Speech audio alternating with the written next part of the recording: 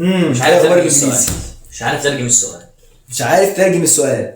طيب ما يمكن من المصدر اللي انت بتحل منه صعب، بحل مصدر تاني. بحل من مصدرين هو برضه مش عارف ترجم السؤال. يعني حتى برضه بتحل من مصدر تاني، يعني انت جربت في المصدر مش عارف تحل، جربت كتاب تاني كمان مش عارف تحل. لا. وايه كمان يا دكتور؟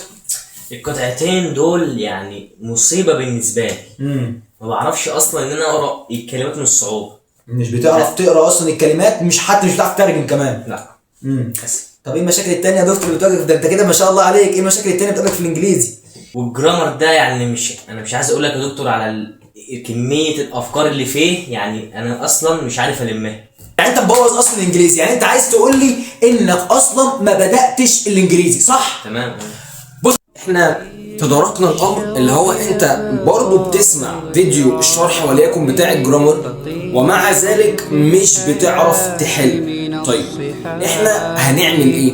هنقسم درس الجرامر على هيئة مسارات، بمعنى او على هيئة افكار. بمعنى هقول لك الفكرة الاولى كذا، تعال نحل عليها، تعال نديك مثال.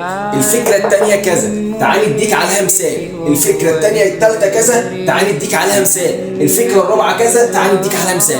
بحيث مثلا نقفل الوحدة كاملة على هيئة 10 أفكار. والله ال10 أفكار دول اللي هو مثلا على كل وحدة، على كل يونت، على الجرامر، على درس الجرامر بتاعها، والله بحلف لك اهوت إنه استحالة يطلع براهم الامتحان.